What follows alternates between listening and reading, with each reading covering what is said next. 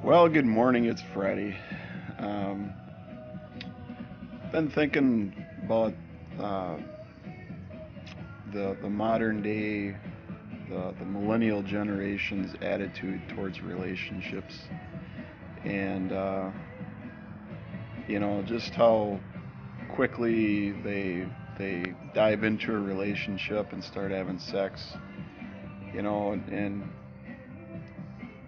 I know it's been going on since the beginning of time. People screwing around and whatever before they're married. And the thing is there's always been problems as a result of that. So how I'm gonna approach this is from a biblical standpoint, and not the church on the corner standpoint, but from an actual biblical standpoint. The Bible never forbade polygamy. It's never forbade that. There's patriarchs. They had concubines and all that type of stuff.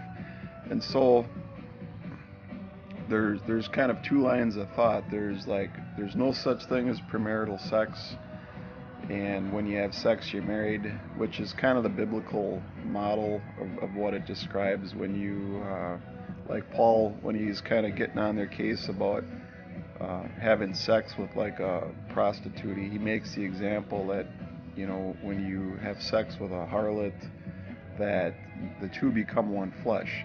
And so that's kind of a universal fact. So every time you have sex, technically you're getting married. The question is then, if you're, what's the classification of the woman you're having sex with? Are you having sex with a virgin? Well, you just took her as you just took her. And so now if you dump her and then the next person takes her, who are they having sex with? Somebody else's wife, technically. And then there's the other thing, the other line of thought where there's so-called premarital sex, and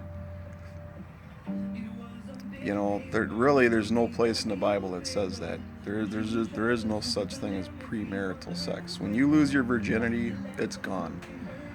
And so, but what I want to talk about is like the concubines and all that stuff. And sometimes people get the thinking, they use the rationale. Well, when you have sex, you're married. Okay, so let's go down that route. If you're just meeting somebody and a day later, 2 days later, a week later, you're all of a sudden having sex and sleeping together all the time, and spending the night all the time and that type of thing. If you're trying to justify that by saying, well, when you have sex, you're married, the question is, are you living like it? Do your actions line up with your thoughts and the rationale that you're using? And I call BS. I call BS because most of you guys out there, you're trying to have your cake and eat it too. And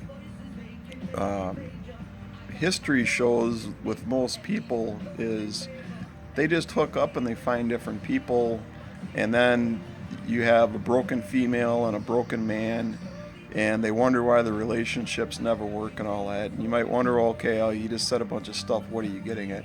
What I'm getting at is, when you're young, both of you are emitting pheromones, which are designed to arouse and attract.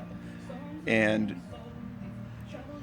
from experience, from what I see with people, is you get sex involved too soon in a relationship.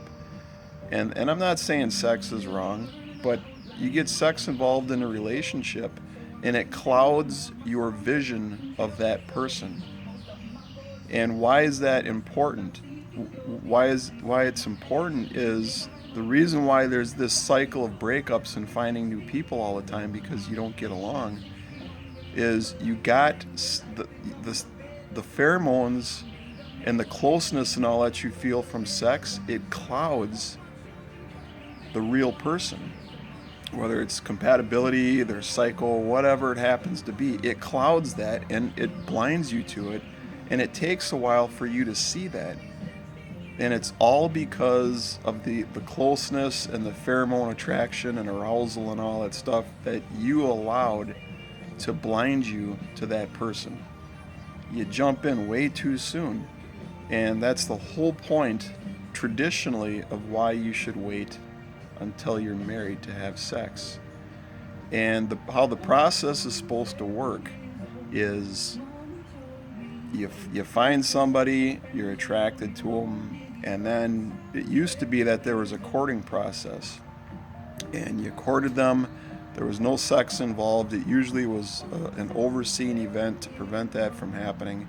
And then you guys decided if you're compatible, you liked each other. Okay, so at that point, you decided that you were going to be engaged to be married. Now, why was there an engagement period? Because the stuff just gets real at that point.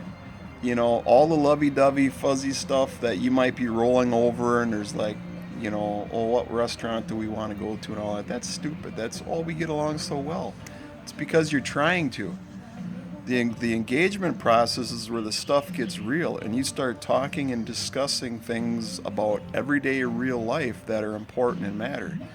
And during that time, there's things you're not going to agree on, and your potential mate is going to rub you the wrong way.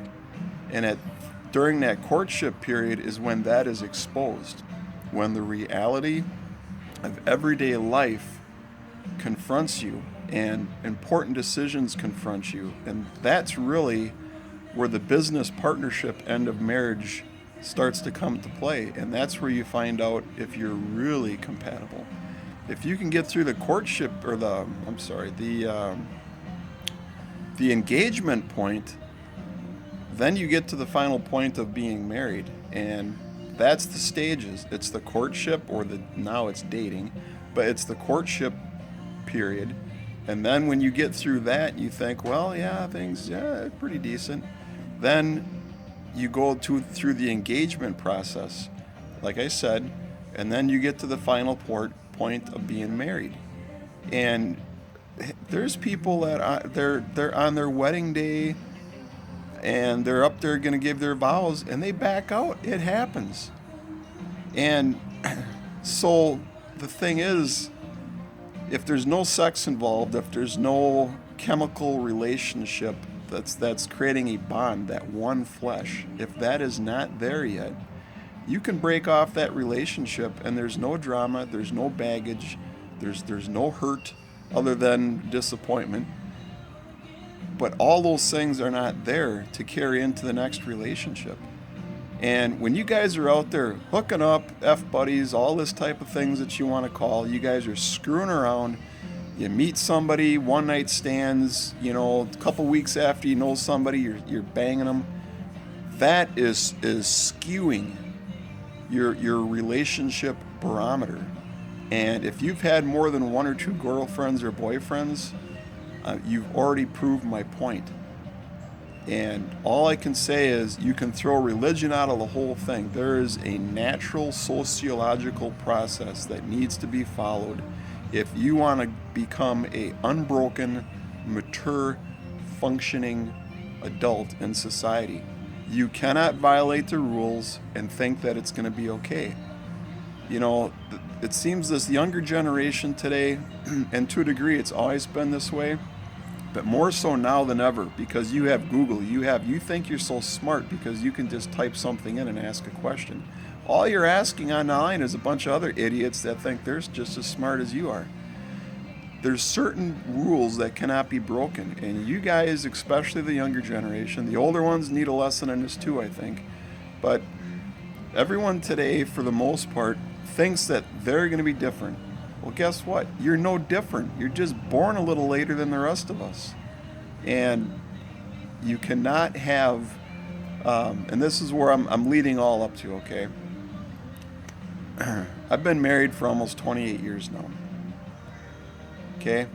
My wife and I, we have a really good relationship. We have a really good relationship. And we don't argue, we don't fight, we get along very well.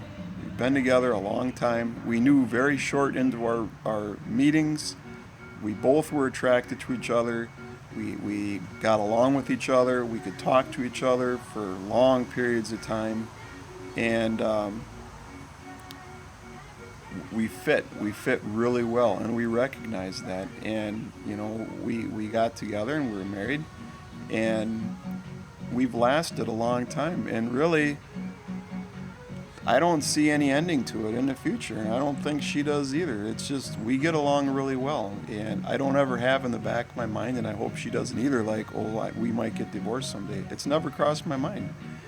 And so, are we some superheroes or whatever? No, we're not. But we came from divorced families, and there was just things in my life that I did not want for my children, and I did not want for myself. And those were very strong driving factors, and they had nothing to do with religion. I didn't want any children by any other woman than the wife that I married, and I only wanted to be married once. Now, I read the Bible and stuff, and would I like my own harem? Oh yes, just like every other guy out there. And I've never denied that, and I think it'd be awesome. But in theory, it'd be awesome. But the reality is I'm very happy with my wife. I love my wife, and I would imagine that I'll be married to her till the day I die. So people have approached me, and they ask me, well, how have you been so successful in your marriage, and how come you guys get along so well and all that? And then I give them the answer, and then nobody wants to take it. And it's very frustrating to kind of be that person that people look up to and want to be like, and then they ask you how to do it, and then they don't do it. And so that's kind of why I'm making this short video here, is like, look guys, if you see somebody that's doing something right, and then you ask them for advice on how to have that too, don't be a ding-a-ling and be the one that asks and doesn't do. You might want to take that person's advice. And that's all I got to say. I'll maybe have another video at some time about other things, but I think that sums up everything I wanted to say about the subject. You can't screw around, you can't keep hooking up and jumping from relationship to relationship and think you're going to have what we have. It just doesn't work. And with that, have a wonderful Friday, and I'll see you again.